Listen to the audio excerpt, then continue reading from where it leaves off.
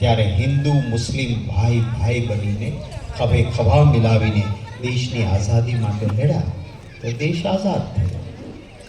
World cup જીતીને આવીએ છીએ ને, ત્યારે હિન્દુ ક્રિકેટર ને મુસ્લિમ ક્રિકેટર બે ભેગા થઈને રમે છે ત્યારે વર્લ્ડ કપ જીતીને આવીએ છીએ. આ ભાજપ વાળાને દેશની કાંઈ પડી નથી. રામ નો મરે તોય ભલે, રહીમ નો મરે તોય ભલે, મારા મતનું તરફાણું ભરે. આ જે કે આ વાત લોકોની વચ્ચે આપ બધા જઈને કહેજો કે પંજાના નિશાન પર મતદાન કરો.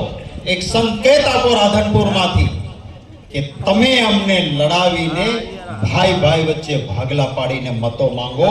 અમે મૂર્ખ નથી, અમે સમજદાર ગુજરાતીઓ છીએ. તમને સબક શીખવાડીએ છીએ. કારણ કે જમ્મુ કાશ્મીરમાં જાય ત્યારે અમિત શાહે શું કીધું ખબર છે? કારણ કે ત્યાં મુસલમાન મતો જોતા હતા, એટલે ત્યાં શું કીધું?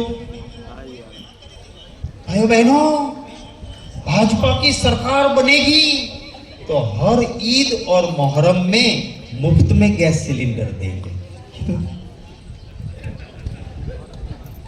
ત્યાં સરકાર માટે ત્યાં તમને વાંધો નહોતો, કારણ કે ત્યાં મુસલમાન મતની જરૂર હતી. અરે ભાઈ, ગુજરાતમાં તો આટલા ટાઈમથી મત આપે છે બધા. હિન્દુઓને રામનવમી અને જન્માષ્ટમીએ મફત આપો અને મુસલમાન બિરાદરને ઈદને મોહરમના